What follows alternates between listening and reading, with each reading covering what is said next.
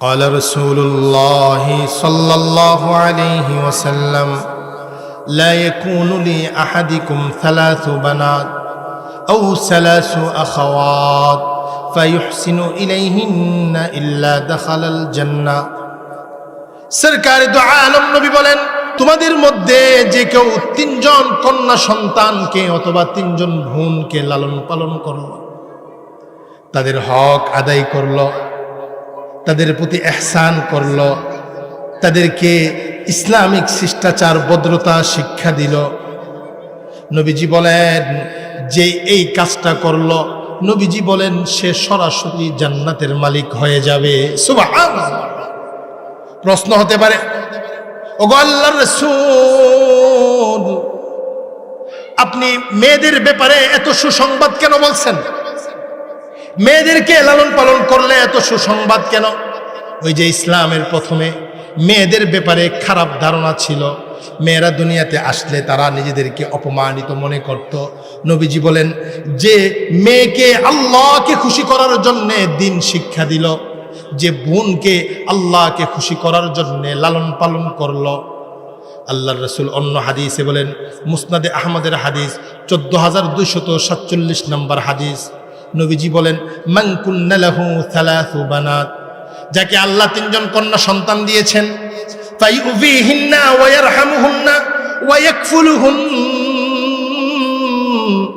যাকে আল্লাহ তিনজন কন্যা সন্তান দিয়েছেন, যার ঘরে বোন আছে, সে তাদেরকে আশ্রয় দিল, সে তাদের প্রতি দয়া করল, সে তাদেরকে দ্বীনি শিক্ষায় শিক্ষিত করল, তাদের প্রতি ইহসান করল, তাদের সাথে ভালো আচরণ করল। সরকারি দু আলম নবী বলেন ওয়াজাবাত লাহুল জান্নাহ, ওই বান্দার জন্য নবীজি বলেন আল্লাহ জান্নাতকে ওয়াজিব করে দিয়েছে। সুবহানাল্লাহ। যেই সমস্ত বান্দার হক আমি মেরে দিছি, বায়ের হক মেরে দিছি, বায়ের হক মারেনি আপনাদের এলাকাতে? আসতে কইতেছেন না? আমাদের বাড়ি কুট্টাপাড়া, আমাদের এলাকাতে মারে, আপনাদের এলাকাতে মারে কিনা আমি জানি না। বোনের হক মারে না? হ্যাঁ, প্রতিবেশীর হক মারে। এই হক সারাদিন মসজিদে বসে তসবি টানলেও এই হক মাফ হইব না। এই হক আদায় করতে হইব, নাহলে মাফ চাইতে হইব। বোনের হক মারছেন, ভাইয়ের হক মারছেন, এখন হাজী সাহেব হয়ে গেছেন, কাজ হবে না। ভাইয়ের কাছে ক্ষমা চাইতে হবে, ভাইয়ের হক ফিরিয়ে দিতে হবে। ঠিক আপনি আমি যেমন আমার ভাই বোনের হক মারলে হক ফিরিয়ে দিতে হবে। যারা দেশের টাকা চুরি করেছে, যারা দেশের জনগণের সম্পদ লুণ্ঠন করেছে, যারা দেশের হাজার কোটি টাকা বিদেশে পাচার করেছে, শুধু হজ উমরা করলে তাদের গুনাহ মাফ হবে না। এই জাতির প্রত্যেকের কাছে তাদের ক্ষমা চাইতে হবে। এত সহজ না। আমাদের শায়েখ মুস্তাকুন নবী কাসিমি বলেন ১,০০০ দানার তসবি নিয়ে বসছে। আমাদের সাবেক প্রধানমন্ত্রী ১,০০০ দানার তসবি নিয়েও যদি তওবা করে, হাজার হাজার মানুষকে গুম করা হয়েছে, হত্যা করা হয়েছে। এই গুম, খুন আর হত্যা আপনি আমার ভাইকে মেরেছেন, আমি ক্ষমা না করলে, আমাকে দিয়ত না দিলে, আমার পরিবার ক্ষমা না করলে, সারা জীবন তওবা করলেও ক্ষমা হবে না। কথা বলেন ঠিক কিনা? এটা বান্দার হক, বান্দার হক আল্লাহ মাফ করবেন। বুঝে রাখেন, এই ব্যাপারে আমরা অনেক অসতর্ক। দুনিয়ার সামান্য একটু জীবনের জন্য ভাইয়ের হক মেরে দিচ্ছি, বোনের হক মেরে দিচ্ছি। আমাদের সমাজে তো দেখবেন যারা নারী অধিকার নিয়ে সবচেয়ে বেশি চিল্লাচিল্লি করে, নারী অধিকার চাই, নারীদের সমান অধিকার চাই, এদের খবর নিয়ে দেখবেন এরা বোনদের হক দিছে না। যত বড় বড় লিডার আছে, যত বড় বড় নেতা আছে, যত বড় বড় দল আছে, দেখবেন এরা ইউরোপ, আমেরিকা, এরা নারীদেরকে খুব প্রাধান্য দেয়। কিন্তু আমেরিকাতে জিন্দিগি তো নারী প্রধানমন্ত্রী হয়েছে না, নারী প্রেসিডেন্ট হয়েছে না, কিন্তু এরা শুধু নারীবাদী জগবে। আপনারা যারা আমাদের চাইতে বয়স বেশি, আমেরিকার প্রেসিডেন্ট কোন সময় নারী আপনারা নাম শুনছেন? এরা নারীবাদী চাপাই দিবে আমাদের উপরে। আমাদের মেয়েদেরকে বেপরদিগির জীবন যাপন করানোর জন্য, আমাদের সমাজকে নষ্ট করার জন্য তাদের চক্রান্ত চলতেছে। এই দেশে ইসলামিক জীবন ব্যবস্থাপনা, এই দেশের মানুষ কোরআনকে ভালোবাসে, ইসলামকে ভালোবাসে, নবীর সুন্নাহকে ভালোবাসে, এইগুলোকে নস্যাৎ করার জন্য মুসলমানদের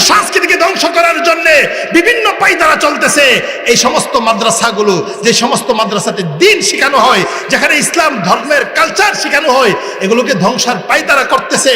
কিন্তু এটা মনে রাখবেন, যতদিন এই দেশে আলেম ওলামারা থাকবে, যতদিন এই দেশে মসজিদ মাদ্রাসা থাকবে, এই দেশের মুসলমান কোরআনকে ভালোবেসেই যাবে ইনশাআল্লাহ। পায়তারা চলতেছে, শিক্ষা ব্যবস্থা হিন্দুত্ববাদে ভরপুর হয়ে গিয়েছিল। আমাদের ইসলামিক বইয়ের মধ্যে হিন্দুদের গল্প ঢুকাই দিচ্ছে।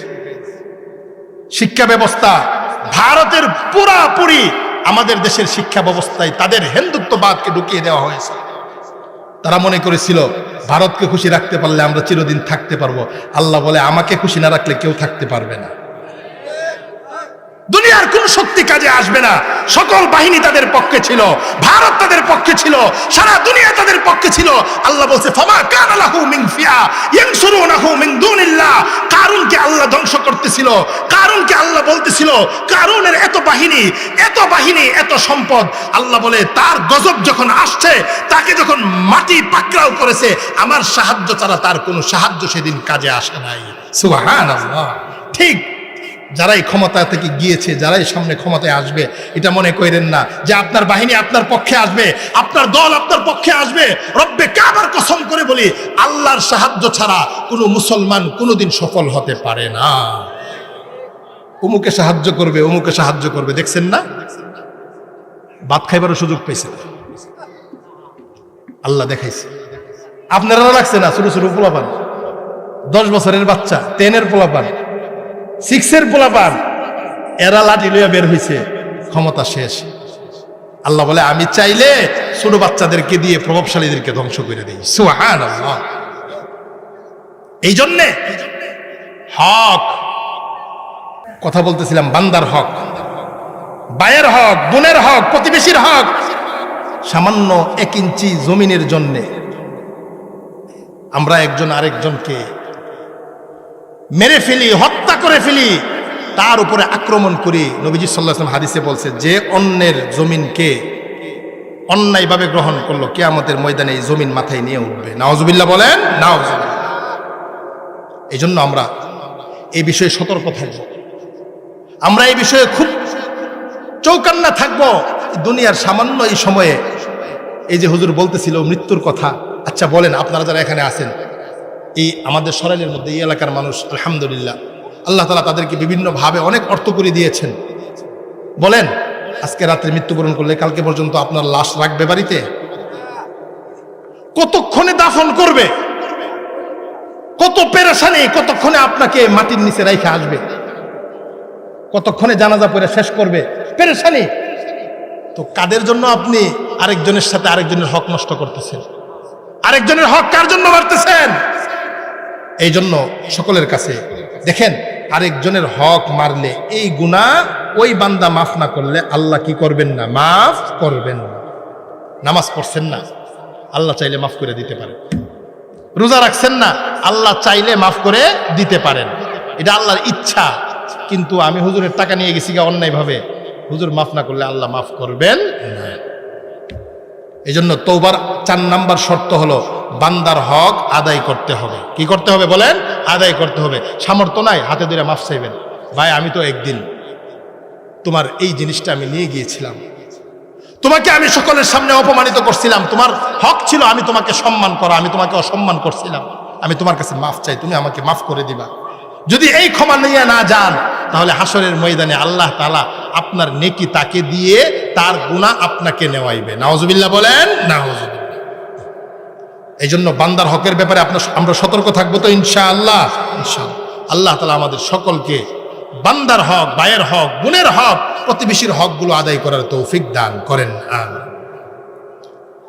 যা বলতেছিলাম, ইসলাম আসার পূর্বে নারীদের কেমন অধিকার ছিল? তাদের কি সুখময় জীবন ছিল না অসুখময় জীবন ছিল? বলেন, অসুখময়।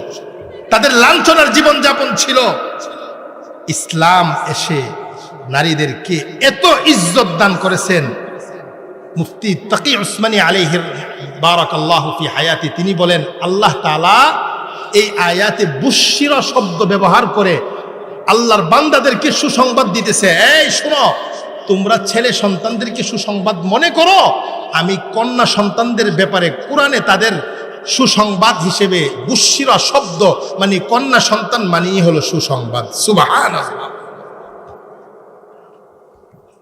আল্লাহ তাআলা যাকে চান তাকে যে সন্তান চান সেই সন্তান দান করেন। এটা বোঝার জন্য আমরা সূরাতুশ শূরা কোরআনে কারীমের 25 নম্বর পারায় সূরাতুশ শূরার 49 নম্বর আয়াত আল্লাহ তাআলা সেখানে ইরশাদ করেন, লিল্লাহি মুলকুস সামাওয়াতি ওয়াল আরদ ইয়াখলুকু মা ইয়াশা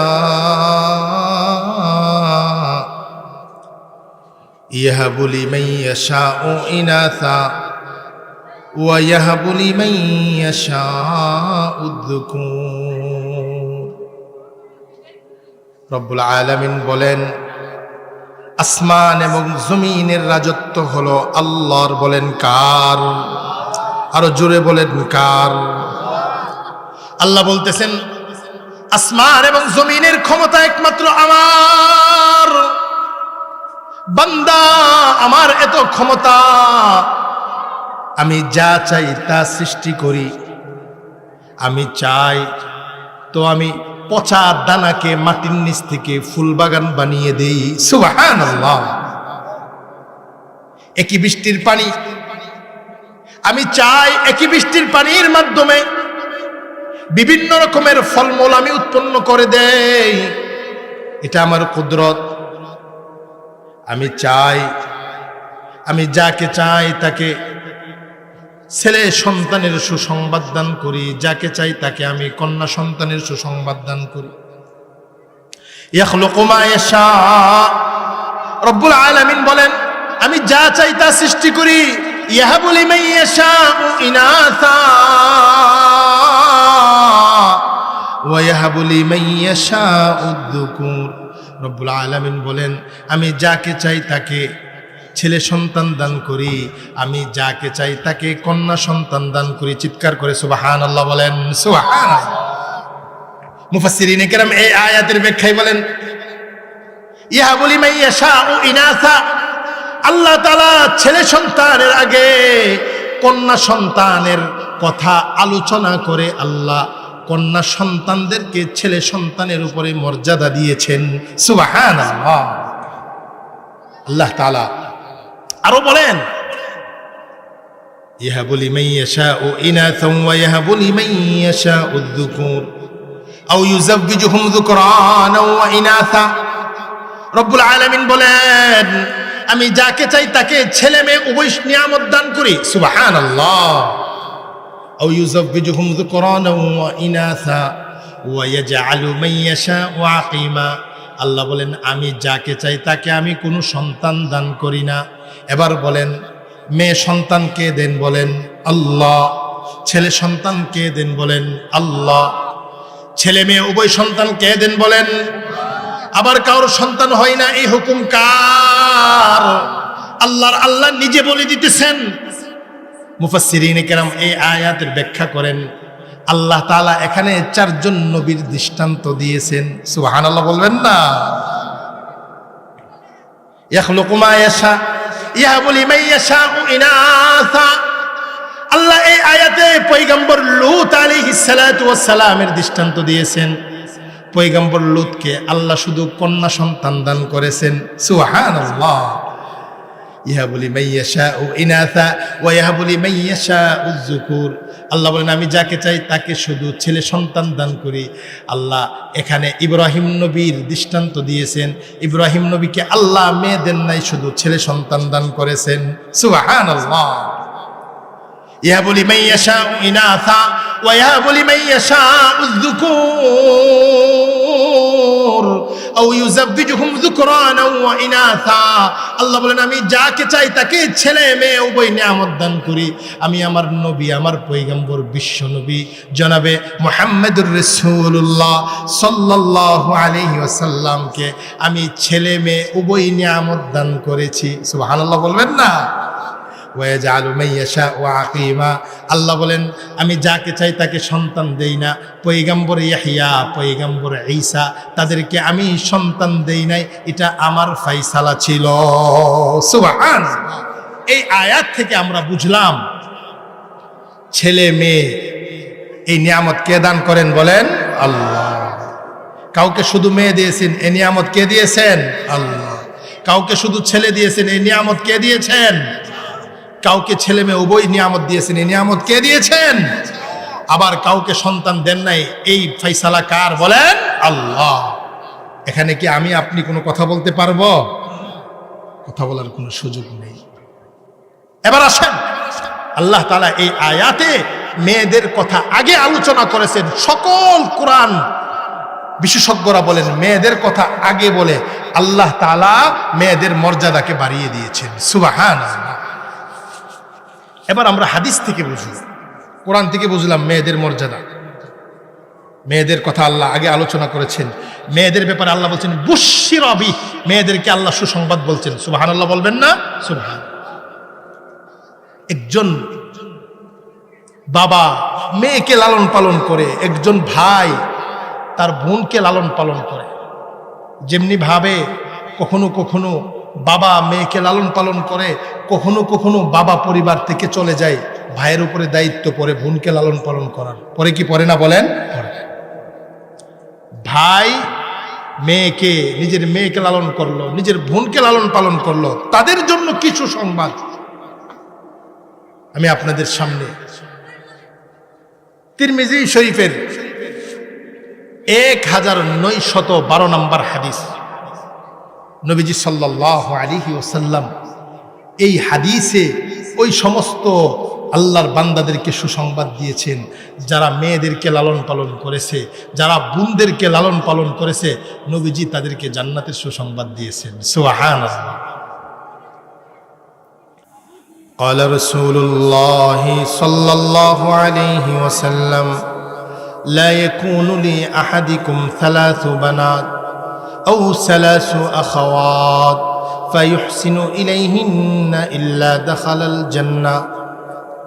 সরকারি দু আলম নবী বলেন, সরকারি দু আলম নবী ইরশাদ করেন, তোমাদের মধ্যে যে কেউ 3 জন কন্যা সন্তানকে অথবা 3 জন বোনকে লালন পালন করল, তাদের হক আদায় করল, তাদের প্রতি ইহসান করল, তাদেরকে ইসলামিক শিষ্টাচার ভদ্রতা শিক্ষা দিল, নবীজি বলেন যে এই কাজটা করল, নবীজি বলেন সে সরাসরি জান্নাতের মালিক হয়ে যাবে।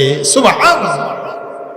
প্রশ্ন হতে পারে, ওগো আল্লাহর রাসূল, আপনি মেয়েদের ব্যাপারে এত সুসংবাদ কেন বলছেন? মেয়েদেরকে লালন পালন করলে এত সুসংবাদ কেন? ওই যে ইসলামের প্রথমে মেয়েদের ব্যাপারে খারাপ ধারণা ছিল, মেয়েরা দুনিয়াতে আসলে তারা নিজেদেরকে অপমানিত মনে করত। নবীজি বলেন যে মেয়েকে আল্লাহকে খুশি করার জন্য দিন শিক্ষা দিল, যে বোনকে আল্লাহকে খুশি করার জন্য লালন পালন করলো। আল্লাহর রাসূল অন্য হাদিসে বলেন, মুসনাদে আহমদের হাদিস 14247 নম্বর হাদিস, নবীজি বলেন মান কুন্না লাহু 3 বানাত, যাকে আল্লাহ 3 জন কন্যা সন্তান দিয়েছেন, ফায়ুযিহিন্না ওয়া ইয়ারহামুহুন্না ওয়া ইয়াকফুলুহুন,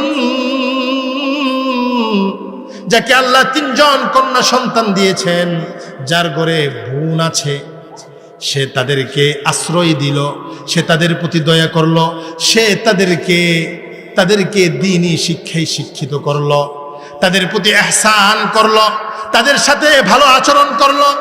সরকারি দু আলম নবী বলেন ওয়াজাবাত লাহুল জান্নাহ, ওই বান্দার জন্য নবীজি বলেন আল্লাহ জান্নাতকে ওয়াজিব করে দিয়েছে। সুবহানাল্লাহ। ওয়াজিব করে দিয়েছে। আল্লাহ তাআলার উপরে কোনো কিছু ওয়াজিব হয় না। এমন না যে আমি নামাজ পড়তেছি আল্লাহ জান্নাত আমাকে দিতেই হবে। আল্লাহ তাআলার উপরে কোনো কিছু ওয়াজিব হয় না, তারপরে ওই হাদিসে নবীজি বলছেন ওয়াজিব হয়ে যাবে। এর ব্যাখ্যা হলো আল্লাহ তাআলা ওই বান্দার জন্য সুসংবাদ দিতেছেন নবীর জবানের মাধ্যমে যে কন্যাকে লালন পালন করলো, বোনকে লালন পালন করলো, দ্বীনি শিক্ষায় শিক্ষিত করলো, তাদেরকে দ্বীনের বিষয়গুলো শিক্ষা দিল, তাদিব দিল, তালিম দিল। নবীজি বলেন তার জন্য জান্নাত ওয়াজিব হয়ে যাবে, মানে আল্লাহ তাআলা ওই ব্যক্তির জন্য নিজের পক্ষ থেকে এই জান্নাতের ওয়াদা পূরণ করাটাকে আবশ্যক করে নিয়েছে। সুবহানাল্লাহ। এবার বুঝেন, জান্নাত আবশ্যক হয়ে যাবে কন্যা সন্তানের খেদমত করলে, কন্যা সন্তানকে লালন পালন করলে, বোনকে লালন পালন করলে। নবীজি এখানে বলছেন ইউবিহিন্না, মেয়েকে আশ্রয় দিল, বোনকে আশ্রয় দিল, ইয়ারহামুহুন্না, তাদের প্রতি দয়া মায়া করলো, ইয়াকফুলুহুন্না, তাদেরকে লালন পালন করলো।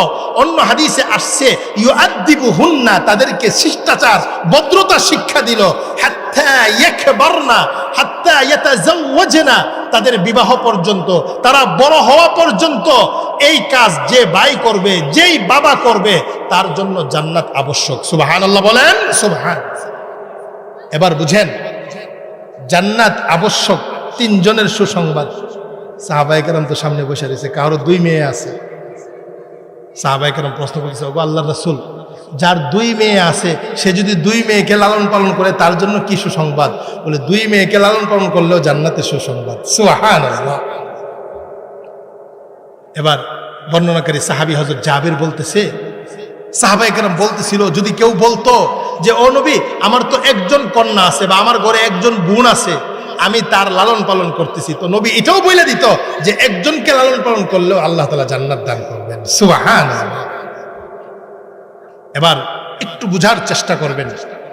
একটা প্রশ্ন হতে পারে, হুজুর আমি এত গুনাহ করতেছি, এত গুনাহের সাথে আমি সম্পৃক্ত, তো এই গুনাহের সাথে সম্পৃক্ত হওয়ার পরে আমি শুধু মেয়েদেরকে লালন পালন করলাম, তাদেরকে ইহসান করলাম, তাদেরকে মহিলা মাদ্রাসায় পড়ায়া দ্বীন শিক্ষা দিলাম, কোরআন শিক্ষা দিলাম, তাদেরকে দ্বীনদার বানাইলাম, তাদেরকে নেককার বানাইলাম, তো এর জন্যে আমাকে জান্নাত দিবে? আমি তো জিন্দেগিতে নামাজও পড়ছি না, আমার জিন্দেগিতে অনেক গুনাহ হয়েছে। মানুষ শুনেন, মনোযোগ দিয়ে শুনেন, মুসলমানরা অবশ্যই জান্নাতে যাবে। যে শিরিক মুক্ত ঈমান নিয়ে দুনিয়া থেকে বিদায় হবে সে অবশ্যই জান্নাতে যাবে। সকলে বলেন সুবহানাল্লাহ। এবার শিরিক মুক্ত ঈমান নিয়ে যদি আমরা পরকালে গমন করতে পারি, জিন্দেগিতে মাজারে সেজদা দিছি না, জিন্দেগিতে পিসাবের কাছে বলছি না যে বাবা আপনি আমাকে সন্তান দেন, তাহলে এই কথা যারা বলবে তারা শিরিক করছে। এমন যদি বলে থাকেন তাহলে তওবা করবেন। বলেন সন্তান দেওয়ার মালিক কে? আপনাদেরকে কোরআন দিয়ে বুঝাইছি।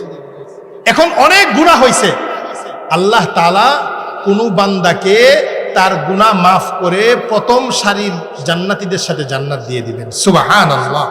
আর যদি কারো গুনাহ থাকে তাহলে গুনাহ পরিমাণ শাস্তি ভোগ করে তার চিরস্থায়ী শেষ ঠিকানা হবে জান্নাত। সুবহানাল্লাহ।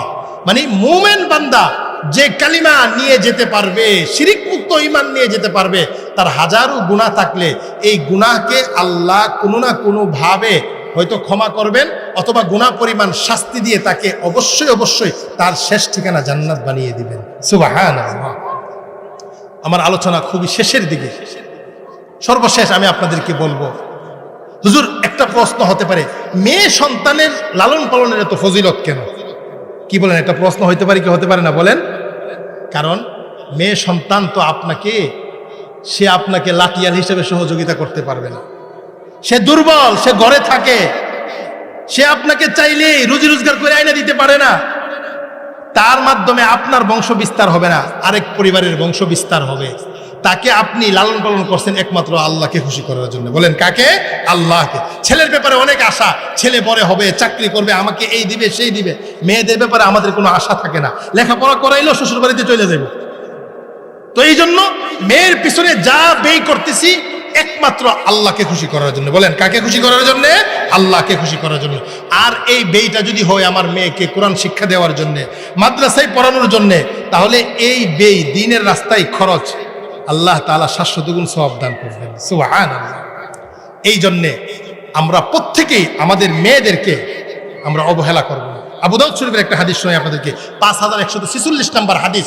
নবীজি বলেন, মান কানাত লাহু উনসা, যাকে আল্লাহ কন্যা সন্তান দিছে, ফালাম ইউহিনহা, এই কন্যা সন্তানকে সে লাঞ্ছিত করে নাই, ওয়ালাম ইয়াইদহা, এই কন্যা সন্তানকে সেই ইসলামের পূর্বের মানুষের মতো পুঁতে ফেলে নাই।